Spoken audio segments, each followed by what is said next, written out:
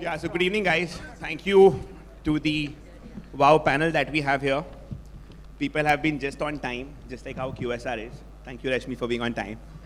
Yeah, so basically, the session is on Eatertainment. It's a new word that, I've read today. I also just read the topic. Yogeshwar and me just read the topic half an hour back. But I think it's a very interesting topic. It's a very exciting topic.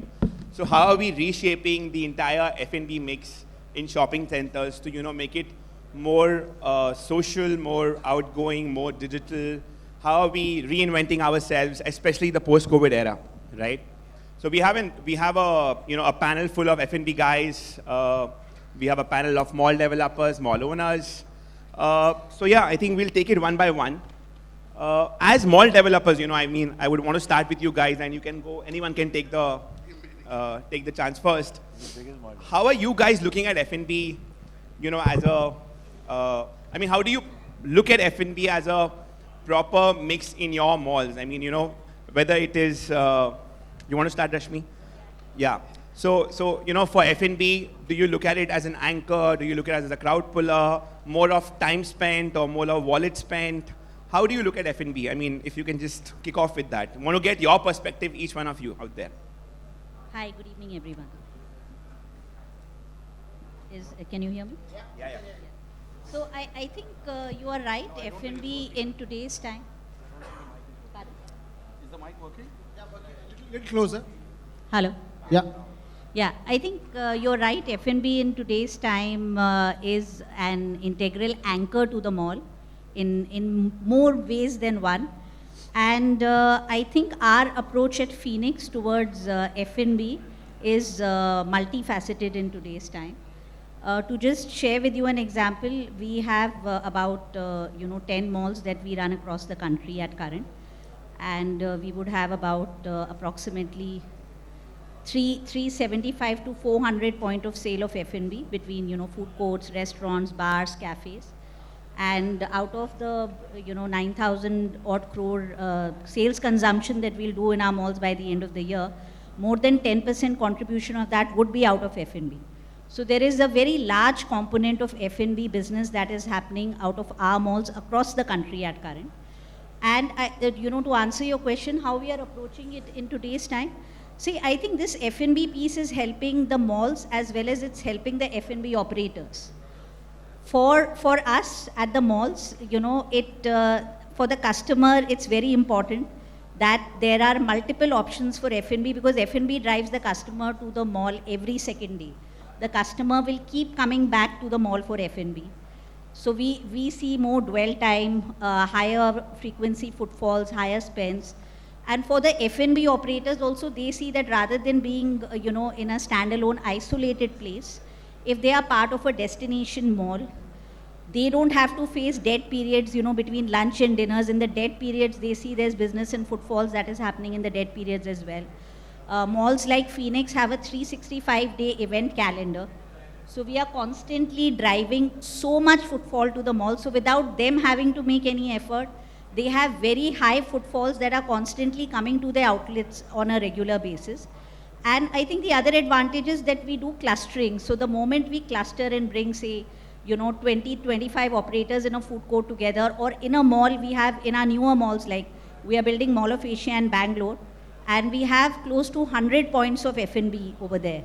So I think the moment you cluster and have 100 options of F&B in one mall, you have automatically made it a destination of F&B in that particular city. So it equally helps the F&B operators also, because then they don't have to put so much of an effort to drive footfalls into the mall, and that clustering helps them as well. No, I think very insightful. How about you, Rohit? How are you upping the entire entertainment bit in your malls? And how are you looking at F&B as an experience, Right. in shaping up your malls? So Sagar, very clearly, I think both category mall and F&B complement each other, right? Definitely, when the mall started like 5 years ago or 10 years ago, I'm sure all my colleagues will also mention this, F&B was one of the categories, right, which was looked at as one of the categories. But now, when we plan our new malls, F&B is the serious category. The mix or the area allocation to each category and has definitely gone up from each malls, right? which we truly believe from say a 5%, now F&B contribution size from a mall goes up to as high as 10-12%. And this is a conscious effort done by all the developers.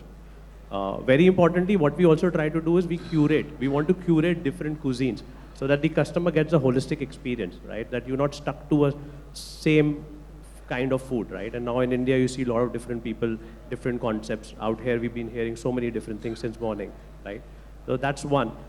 Second, also importantly, what we're also trying to do is, mall usually was inward-looking spaces. For F&B, as developers, we're also trying to design spaces which are more collaborative, which are more F&B friendly. So like we have a space in Hyderabad, in Orbit Hyderabad. The new space, what we're developing, we've ensured all the second level above spaces, all are with terraces overlooking the lake, right? So we wanted to use the best view for F&B, right? So all those initiatives, I think is really working well for the mall as well as the F&B. So you can get a natural or a nature's aspect to malls also in F&B and, make the entire ambience more comfortable for the consumer. Yes. Right. Nirzar sir, for you, you guys are there running malls across the country just like how Phoenix is. Now, do you think traditional food courts are going to exist, or do you think there's going to be some kind of metamorphosis happening there? What's your take on that? Because, don't you think it becomes very boring for the consumer to go to every mall, see the same brand, see the same layout of food courts? How do you feel we can bring about a change there? So in bits and pieces, answers to that, I'm conscious of time. We've only got 45 minutes left and enough speakers as well. I think at Nexus what we do is we buy, we don't build malls. We buy it, we fix it, and we make it better. A large part of making it better on the food side actually involves revamp of the entire food court experience. One from look feel point of view. We do other aspects. This is focused on food, and also introduce better brands. I think the power of our network allows us now access to national chains, local better units coming in, and we've added, I think, itself in the last 1.5 years, we've added 100 new food units across. We've increased our F&B allocation now by about 2 lakh square feet odd. So there is a very conscious effort of that. Although I feel that we are moving more towards QSR kind of food in the food courts. I think 4 or 5 years later, the journey will evolve to more fresh food, something that is being made in front of you, what you see in markets like, for example, in Singapore and Thailand and stuff like that. So I think that journey is going to happen going ahead. In today's journey, it is more convenience, fast food, not so fresh. It's, everybody makes sauces in the back end, it's fried, it's delivered fast in 2 minutes. That's the journey which consumers want today. But that may not be the journey going ahead. Some other things that have been had, like cafes, right? 7-8 years back, there was no cafes. I think, and now there are 2-3 cafes in some malls, and all are doing well, not at the expense of the other. So there is adding that to the part of experience. How does it work for us? It works for us in good rentals. It works in increasing dwell times. It's good for customers. It's increasing their sense of discovery at the malls. And to add, I think there is a constant focus. Rashmi, Rohit, both have added to this, and I think there is a very, very conscious effort of kind of working on this, and not because just solely for customers. It also makes sense to us to do it. Right. Thank you. Bipin, will you take it further? Yeah, sure. So I think every category actually completes the whole experience from a consumer visit point of view. So you can't only have F&B and say the experience is complete. So from our perspective as malls, we look at it that how do you make sure that a consumer's journey to your mall is complete in terms of their experience. So whether it's shopping, whether it's entertainment, and within shopping, what categories, etc., do you offer? So I think most importantly for us is how do we ensure that from the consumer being in the middle of what we do, how do you complete that experience? So I think F&B is one of those categories especially from an Indian palate point of view that actually consumes. We live to eat. as Indians. So I think for us it becomes extremely important that F&B is there. Recently I was reading an article that when IKEA started, initially they had no food as part of their offering. And when they realized that people started moving out of the store because they were hungry or it was lunchtime or they wanted something quick bite to eat, so they would move out of the store. So that's how IKEA introduced food, and today 14% of their sales worldwide come from food. So I think for us it's more important in terms of completing the experience from the consumer point of view. Second, I think from an offering point of view, we've recently done something very interesting in one of our centers in Aurangabad. We ran a local food festival. So we invited pro bono, no cost, and we created a food fest for all the top outlets of that city. So whether it was chaat, whether it was thali peat, Maharashtrian food, and I can't tell you the amount of success we got. We did it with a radio channel in association with them. And we got 30 people who participated. It ran for about a week. It added almost about 18 to 20% additional footfalls. We didn't make any money out of it, but we got 4 leasings out of it. And people, local people who have a certain association with local brands. So I think food also emotionally connects with us as consumers. So I think bringing food in, allowing it to sort of in a way, focus around clusters in the mall is important. And I think, in my view, future is large centers, what Phoenix is building or what Nexus is building. There you might be surprised that there could be 2 food courts at different parts of the mall. And one could be a little more premium than the other. So these things will evolve, but food will continue to be a very important category part for any mall, whenever. That's our view. No, and I think you very rightly brought up the IKEA example, because the research also says that when you're hungry you don't shop well. You tend to spend 1/3 of what you would do if your stomach is full. I've read that article, so very rightly pointed out. Talking about food and not remaining hungry, I think I'll move to the food guys, and I'll start with Avinash, with you. So your format is not real food. It's more experiential. You run Myfroyoland. It's more impulse buying, from what I assume, and I think you're setting a new trend, right? And I've also seen a few of your stores which are on the ground floor of malls, right? So how do you look at being a part of malls and creating that culture? Because you're also setting a trend with yogurt, right? I mean, it is not an existing category in India. So how does mall become a very integral part in you, helping you to reach your mission or your goal of setting that trend with yogurt, with frozen yogurt? So basically, initially when we started, we were all looking at high streets and opening our stores there. So Myfroyoland is all about impulsive buying. It's like a snack. It's self-service where customers walk in, just pick up a cup, mix whatever they want to, and it gives them that happiness. And for us, malls have become very important now. We've been in orbit for the last 6 years, but malls have become very important for us because, first of all, it's ease of doing business. There are footfalls. There are people who are looking at eating something, but like on a happiness segment where sweet and desserts and stuff like that. So the ease of business is really good. We've recently opened 2 outlets with Phoenix Mall as well, and we're expanding further in the Phoenix category. It's very interesting for us, because I think mall is giving us the platform where the brand is seen for a new brand like ours. We are 50 stores in India, but that's just a drop of an ocean in our country.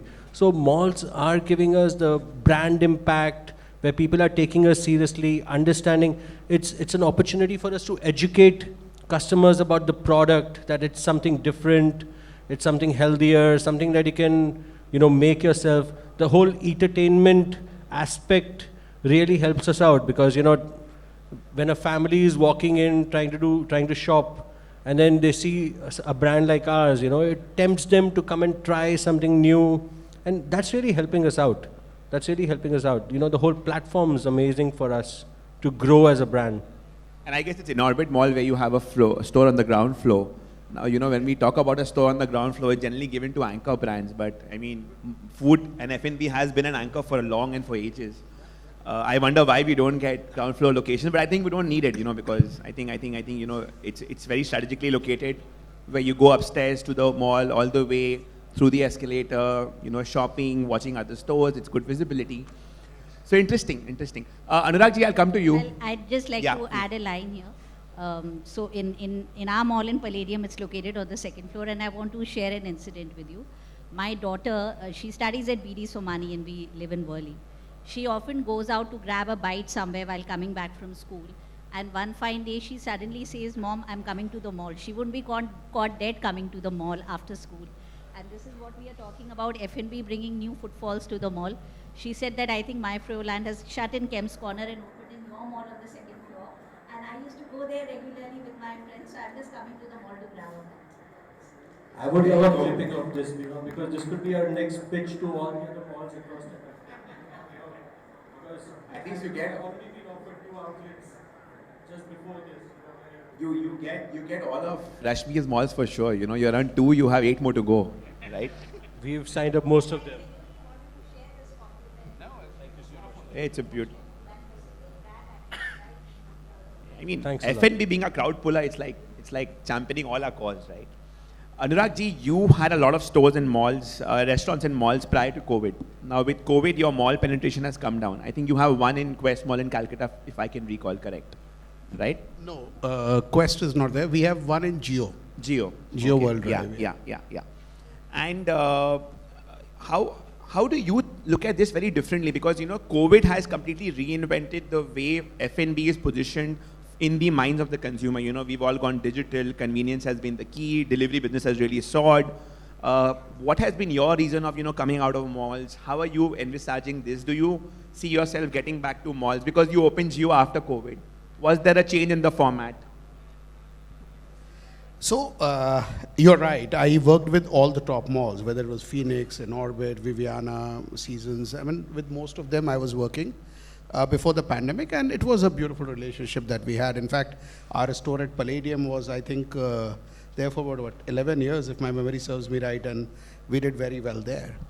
Of course, post the pandemic, you must understand that the dynamics of the business has changed quite significantly.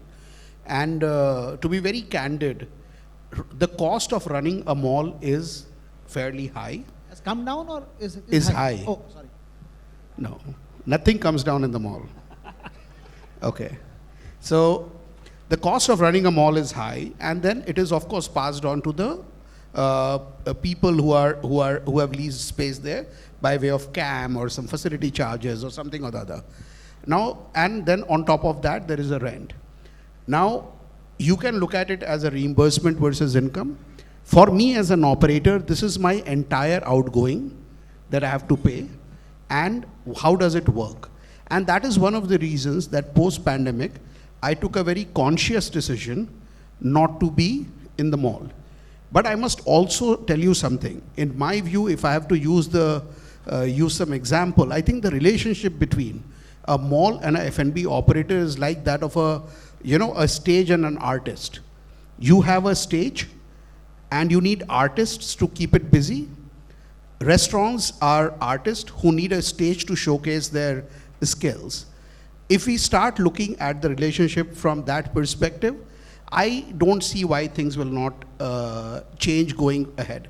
But for me right now, it's purely the arithmetic of the trade and de-risking the business in the scenario that we are living in, that I am happier doing outlets. We are opening 2 more outlets in next 2 weeks, one in Lower Parel, one in Andheri, but they are both high street locations. And while mall has lots of benefits, I will not deny that there is a certain amount of, because of, everything coming together, there is a huge strength of getting people into the mall. But it comes at a price. And it also comes with a certain restrictions, like you can't open at this hour because mall has its own hours, and rightly so, there is nothing right or wrong about it. In the high street location, you don't have any such restrictions. And that's why it's nothing right or wrong about high street or malls. But to answer your question, Sagar, I gave you the reasons why I have chosen to stay away from opening in the malls for now, but not saying that this is permanent. Correct. No, I think you very rightly mentioned that malls become that platform for brands to come and showcase themselves. And I feel very proud saying this in front of mall developers on this stage, that my very first store outside Calcutta was in Phoenix Market City Mall in Bangalore. And I'm so grateful that, that one store made me a brand, because retail is a very small fraternity. You do well in one mall and other malls start calling you. That's a different thing that Yogeshwar sir has still not given me a place in his food court. But trust me, Yeah, and we have all our 3 brands in most of your malls. We are there in, I think, all your malls, but not just your malls.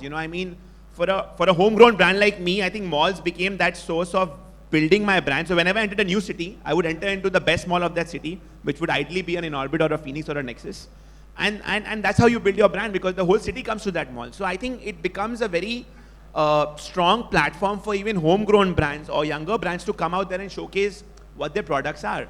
Moving to that, I think we still have Tarak sitting in that corner, and then I'll hand it over to Yogeshwar sir for his round of questions.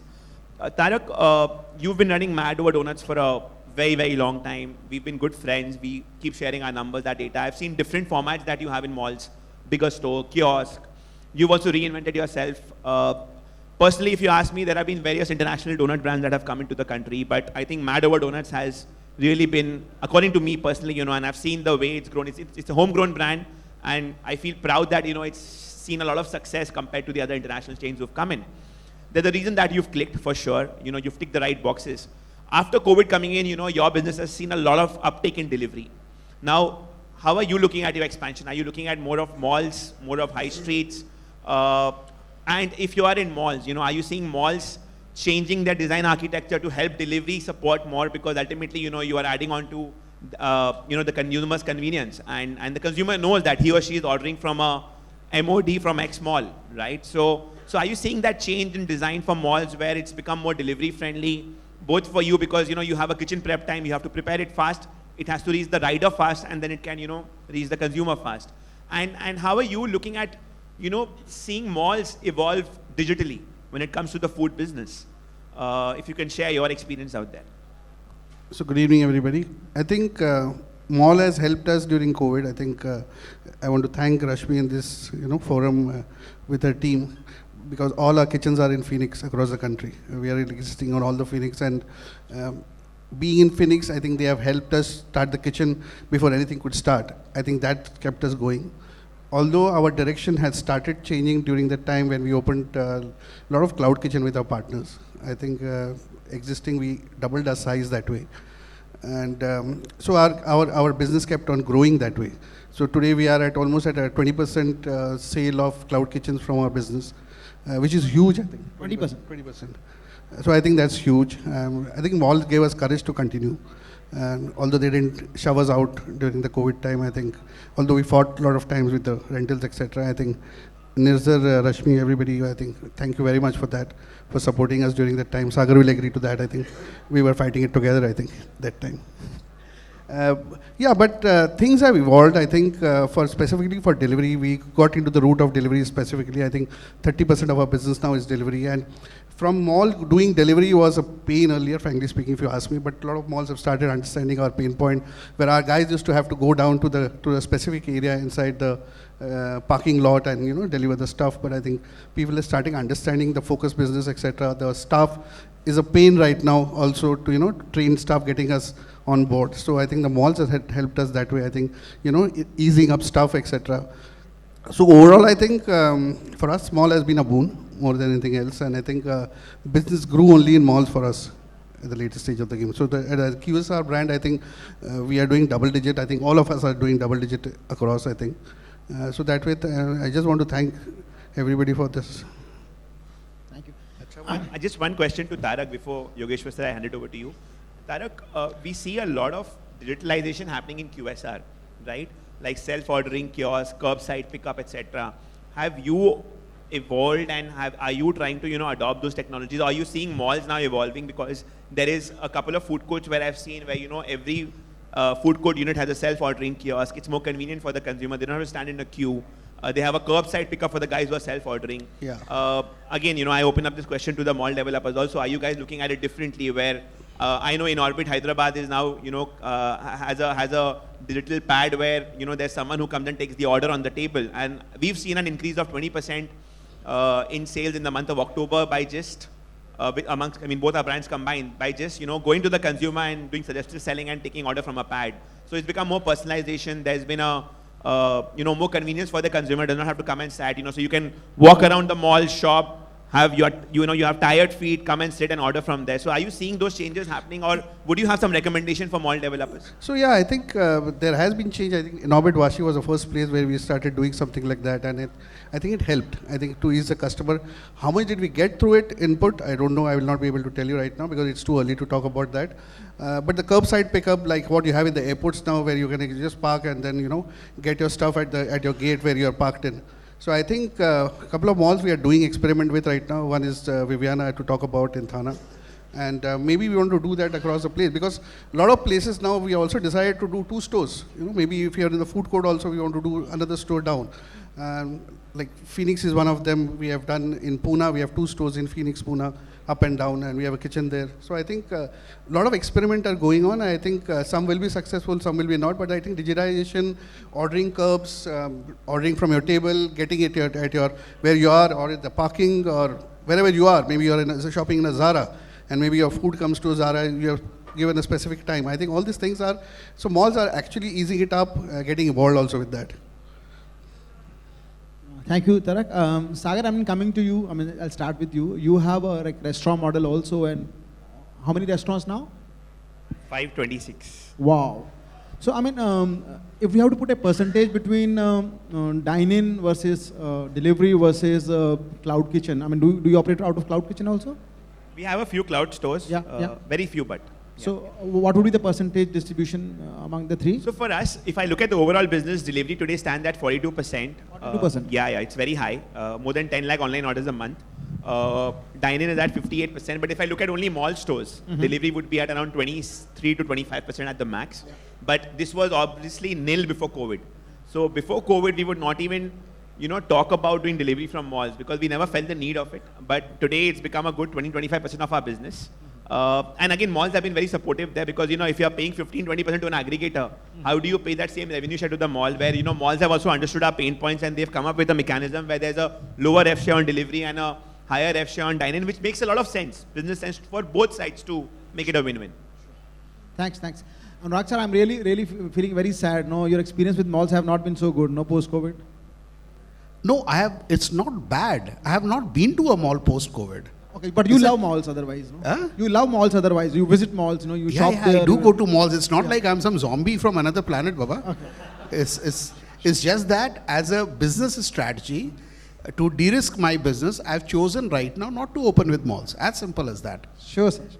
So, coming to my co-developers, the mall owners or mall representatives, what is the percentage change? If I can ask, what kind of percentage changes have you observed in the category spend post-COVID? I know that beauty, athleisure, fast fashion and electronics are doing extremely well, and F&B category has really picked up and it's doing extremely well. All-day casual dining, cafes, and the new cafes entering India. There's a long list of cafes which are entering India. So it gives an indication that these are working very well. So what percentage, initially it was 8 to 10% of the shopping center would be F&B, but now what change would you say? So Yogeshwar, in our existing malls, you're right. If we look back 10 years back, we would have started somewhere with 5-6% and then it moved to 12%. I would say even in our existing malls, the F&B component would be anywhere between 15-16. Wow. But some of our newer malls now, we are increasing it to as high as 18-19%. Wow. And like I shared with you the Mall of Asia example, right? Yeah. We actually have planned 100 outlets of F&B in that mall. Out of? And out of total close to 400. Wow. And the other thing is that somebody mentioned 2 types of food court. What we are doing actually is that when we are building these centers as destination centers, so we it's the destination center for the city.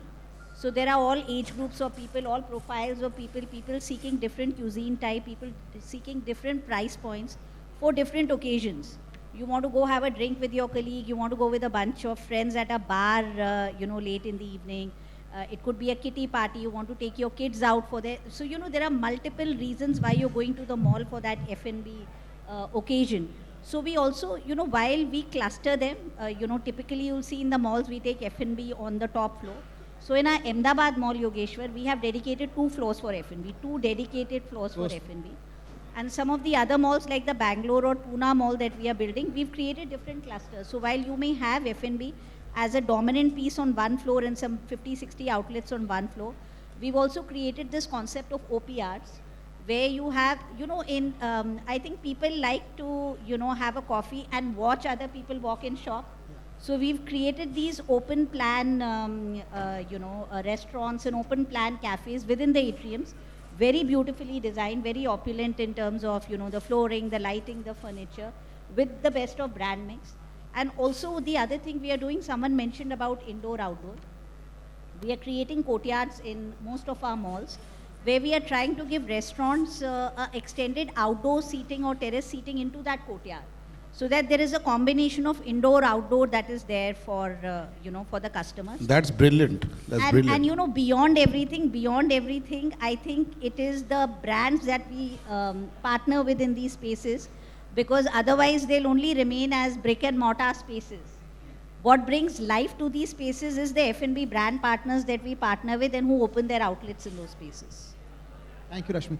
Rohit, in your case, what kind of percentage changes would you have expected now? So same, which I just really mentioned. I completely agree with what Rashmi ji is mentioning. So the one point which also need to be looked at it, which city in the country you are building a mall. Sure. Whether it's a Bangalore or a Calcutta or a Mumbai or a Delhi, you can go as high as 15-18%. But if you're doing it in a dry state of Gujarat, or if you're doing a tier 2, tier 3 city in down south, there are challenges which F&B operators also feel, and which is also passed on to the developers. Because there are not many national branded premium chain players. Yeah. As example, as we were talking with Tarak, right? For brands like MOD also to set up a supply chain, it takes a while, right? When you get into a newer cities.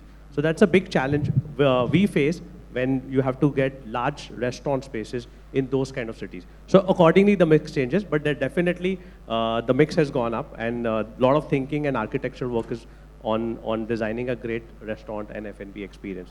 Yeah. Nirzar, over to you. You have pan-India presence, many cities.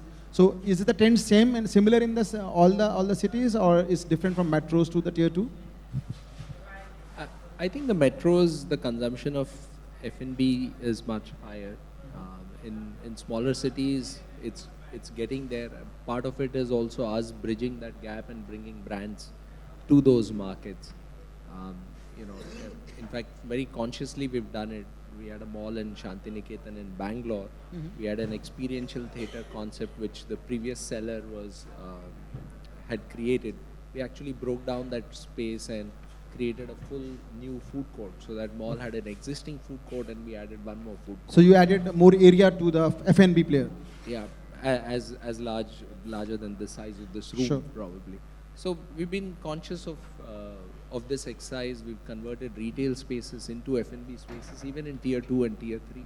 Yeah. And some part of it is you betting, and some part is that the brands come back, and customers also reward us for those experiments.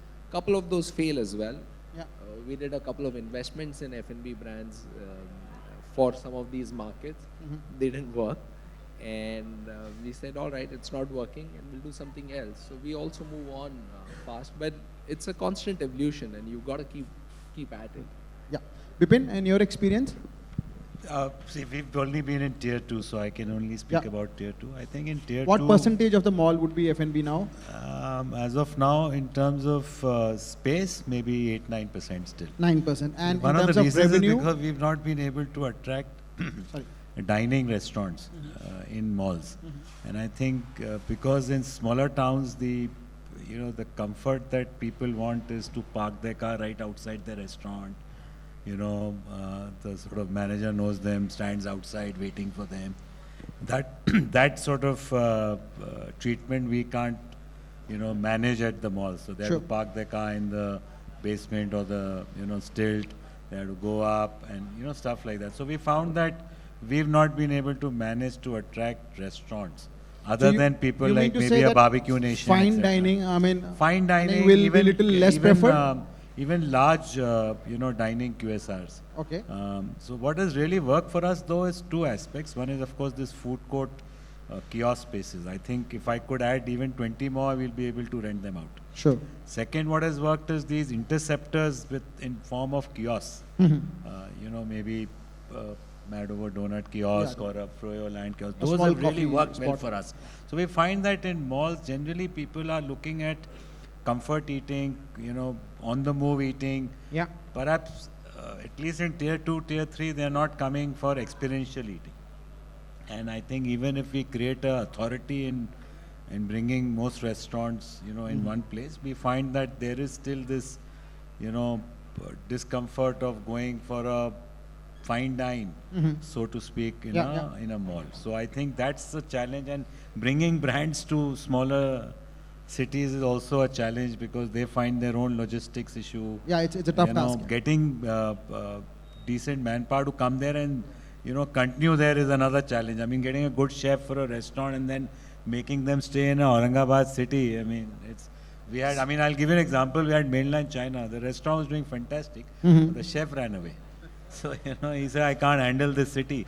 So, then they found it very challenging to, To replace and find a good chef. Yeah. So Sagar, how do you deal with such situations? No, I just want to ask one question to Bipin, Yeah. sir, before I come that. Bipin sir, you spoke about, you did this food festival court, with yes, local cuisines, yes, right? Yes.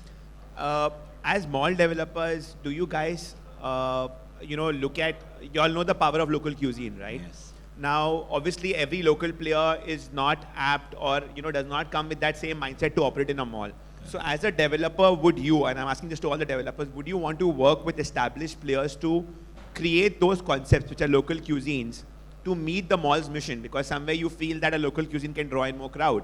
I mean, how can we think differently? It's like that's what I'm saying trying to even ask. today after so many years, if you ask someone in Mumbai, where do you want to go for breakfast, he'll say Madras Cafe. So sometimes, you have to make sure, like in Coimbatore, our food court does phenomenally well because we have Hari Bhavnam, Annapurna, SMS, all these local guys. And they have this following, and you can't beat that following over years. I mean, at the end of the day, even Mumbai, while so many new formats have come, there is still a following. I'm sure hundreds of people are selling paneer, but Punjab Sindh is someone you can't beat. So I'm saying that you cannot always bring a format and get an organized player to say do this format. A Swati Snacks is a Swati Snacks. If I can get Swati Snacks, I'd like to get Swati Snacks. So I think somewhere you have to pick the gems of that city And what do you think motivate them to bring them. What do you think the mall developer can do to get these local brands and I think we make need to them help mall them. ready? We need to help them with the. I mean, honestly, half of them don't want to come because they don't want to invest in the capex because they don't know whether eventually it will work or not for them in the mall. I think if we're willing to do the capex for them, giving them some room for, initially for rental, and I think there's no harm in doing that. And we've realized that, and we're doing that now. Because unless and until you do that, it won't come. We don't want to do it for the national players. You all are very well funded. You've got funded, hundreds of crores. So we don't want to do it for you all. But please don't expect that, if you're doing it for a local player, it should be done for everybody else. But I think in all fairness, we should do it. And that's where you will create. I remember visiting Indonesia, and there's a brand called Mata Hari there. Which one? Mata Hari. They have huge number of shopping centers, malls. And I think 30% of the space they always offer to locals. And they do the capex, they do everything. 30%? Yes, huge. And But they are hugely successful in that country. The reality is that we need funding because we don't make money. The local guy makes a lot of money. He doesn't need funding. I think he needs the. No, but you rightly said. I think in spending on infrastructure is one thing. I think it's also a shift in mindset. Yeah, And I absolutely. think we need to work towards that. I mean, today, I would be more than happy to, have some workshops with these guys and, tell them about how fruitful it can be in a mall and how brands can be built. Correct. I mean, I met this young guy today. I think he's sitting here from Chai Sutta Bar, and I was telling him that, you have 450 stores. not a single in mall, but you should be in malls because, you know, I mean, your brand is now established. And I think that is the power of, you know, local going vocal One and more global. thing, I think, I'm sorry, I don't remember your name, but I know you as Avinash. Myfroyoland. Ease of doing business in a mall is a very important element. Please understand, you come, you open, everything else is taken care of. And I think that somebody has to understand. I mean, so many aspects. When you're in a high street, managing the high street infrastructure of getting things done, you're dealing with individual you know, investor who's or a landlord. I'm sure you all would have realized the way malls came forward to support in COVID. High street individual landlords would have never even, you know, bothered about meeting you all. So I think being both places is good. Ease of doing business is an important element for a lot of people. आज आपको fire NOC चाहिए, ये चाहिए, सब मिल जाता But है. sir, वही तो problem है ना, when a local player wants to make his store as good as a KFC or a McDonald's, बोलते हैं हम आपको allow नहीं करेंगे, आप ये नहीं करेंगे. वो तो international brand है, उसको हम branding allow करेंगे, आपको नहीं allow करेंगे. नहीं, but that's maybe some But malls sir, don't वो- do, but we don't. If we are talking about Make in India, we need to support Make in India. Of course. That So is I one think- myth which I really had to fight hard to break. Rohit, But would you like to answer that? There's a guy I read who's done superb branding for a chai store, and he's very well educated. I don't know where he's open. It's called Chaha and something Hacha, something, you know, Marathi and this. And I think, you know, allowing all that to happen. I mean, one of the guys in our mall is a some Shivri Vada Pav guy. Not Jumbo King, Dheeraj, my friend, is there, but, you know, it's Shivri Vada Pav. He's like crazy popular. He shut shop because he said that his main shop was getting affected because he wasn't getting the manpower to manage both the outlets. So I'm just saying, so we need to support, it goes without saying, and you have to create new people. I mean, like you said, the cookie cutter food courts is not, you know, eventually if people go to malls and everywhere they find the same brands. Somewhere that has to break, that thing has to break. Nirzar sir, you were saying something. You wanted to add something when we were talking about the local coming to. Yeah, I think each of us has been trying that, right? In terms of trying to create the sense of discoveries for customers as they come to malls. So that part of excitement of a customer coming to a mall, discovering a new brand which they like or which is relevant at that period of time in the life cycle, is a constant endeavor from the mall's team always, right? And in my current tenure and in my past assignments, we've always betted on F&B. And, you know, a large part of creating this mix hasn't worked because the retailer was not ready. And, you know, they come with a particular mindset, especially in F&B. Even the big brands in QSRs come with a different mindset. You know, they do loss funding of a delivery business to a delivery guy who's running a loss-funded business as well. And they really appreciate malls supporting with lower rev shares on delivery and stuff like that. But there has to be a sense of, and I think each of us is constantly on the lookout of creating that. And like I think at the beginning I mentioned, 4 or 5 years later, you know, what you're seeing, the standard food court, that Bipin was alluding to also, is going to change. And what that evolution is, we can't say just now, but there is always that sense there. And in F&B, you'll always find local brands across markets, whichever that you go to. Yeah. No, I think very insightful. Yogeshwar sir, should we open it up for the Yeah, audience? please, I mean, anybody has any question, a specific question for anybody, please.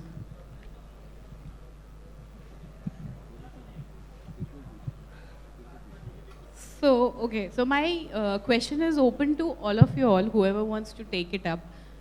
No, it's not for Rohit, for sure. So I wanted to understand, so, you know, with, especially for the dine-in restaurants in tier 1, tier 2 cities, wherein with the changing needs of consumer and when, you know, the new generation, the Gen Z generation wants to be seen at every new other place, every second day, how malls should, you know, live with the current set of restaurants in one tenure. Most of the restaurants existing in a mall sign for more than 5 years. So, you know, either the restaurateurs can answer or the mall developers can also answer. Rashmi, would you like to answer that? You want to take it up, Rashmi? I think it's best that the restaurateurs answer this, because what happens is they do a capex investment, right, in a new restaurant.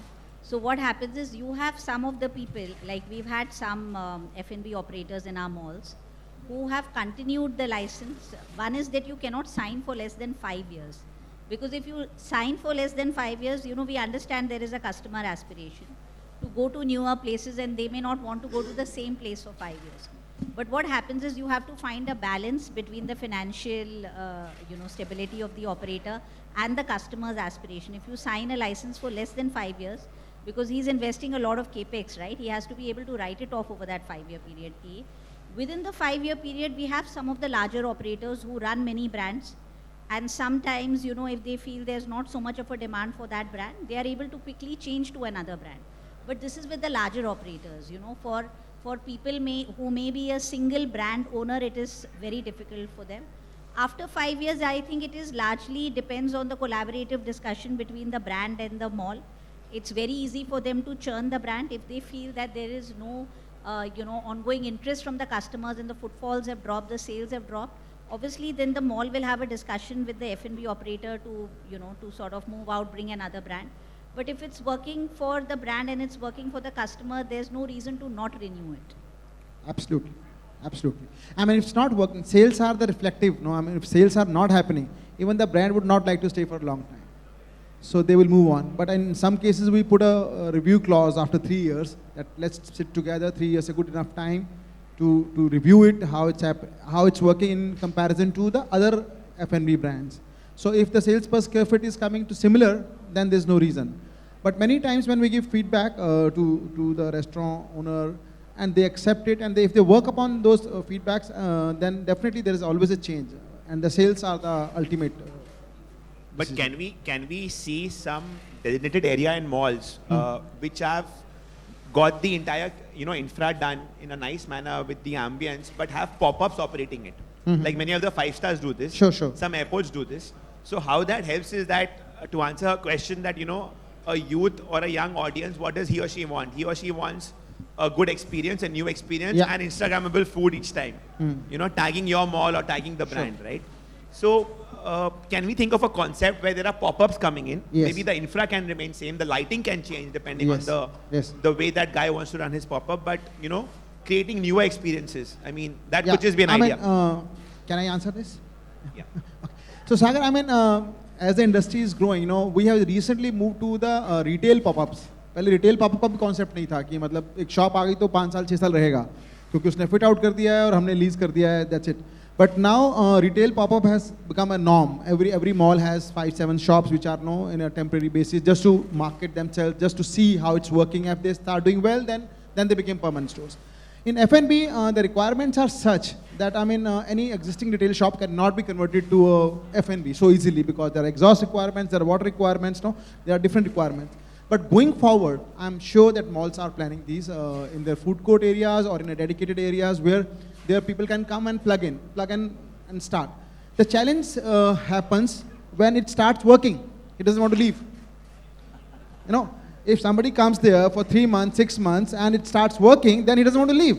So that's the challenge we face many times, and then but definitely the point is very relevant that we should have pop-up spaces for F&B so that we can experiment that how it's working and without having a long-term commitments. Yeah. Anybody else? Yeah, please.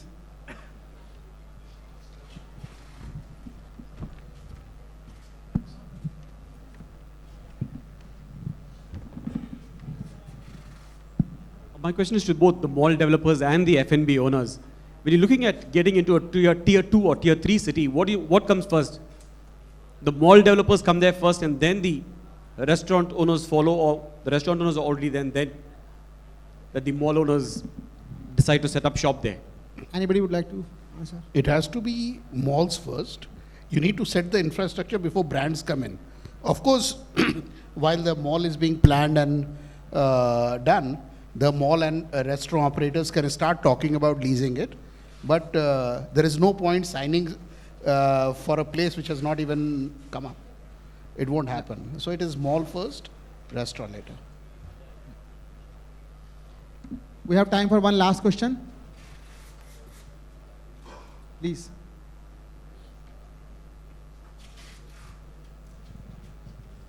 Hi, good evening, everybody. My concern is not about the question. I will continue with Akanksha to answer. It might be as all the stalwarts of the industry are here.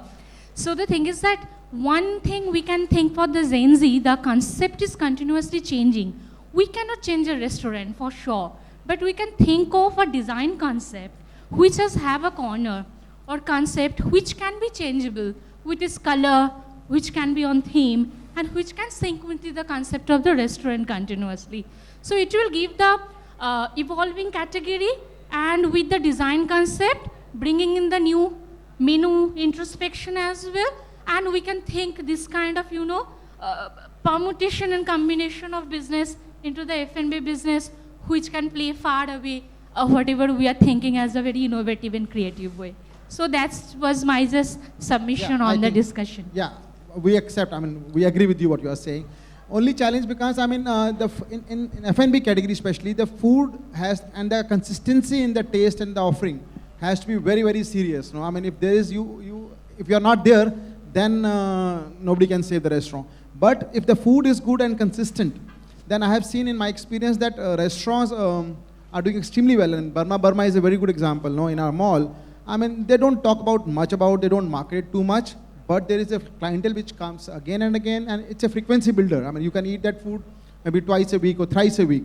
So every restaurant has their own niche, and just to give an example, in Saket, our next door mall, DLF Avenue, has dedicated one entire ground floor for food, and it's worked out very well. So to summarize, F&B is definitely becoming very, very important for the mall, and it's occupying more spaces. Not only is occupying more spaces, it is contributing to the rentals and the sales to the malls. And going forward, the trend I expect is going to rise and rise. Do you agree with me on this? Yeah. Basically, F&B is gaining more respect. Yeah. There's last question now.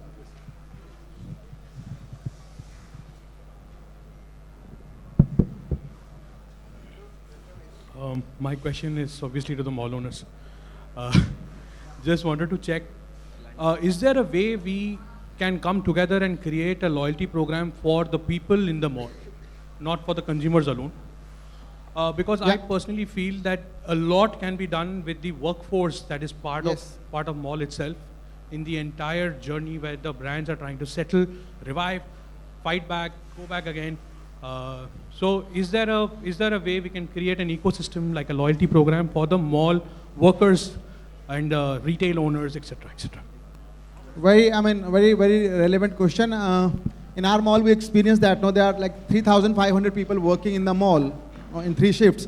So if a restaurant owner or the only challenge is that you can't have everyday food. You have to have affordable food and very consistently something like homemade food type. Anything you want to add here? But there are 3,000 customers sitting in the mall of F&B in the daytime and the night time. I must share something. My wife started a QSR at our city mall before the pandemic. It was called Rolls, Bowls and More. She started a menu item there, Hamare staff ka khana, priced every day at 99 rupees only. And it was very simple food. It was literally what the staff food was. And she was selling on an average 600 portions a week. Very Just good. that. Yeah. So there is a scope for what he's saying. There is a way to work around that. Yes. So with this, we come to end of this session. Thank you very much, everybody. Thank you very much. Thank you, Tarak. Thank you, Bipin. Thank you, Yogesh sir. Thank you, guys. Thank you.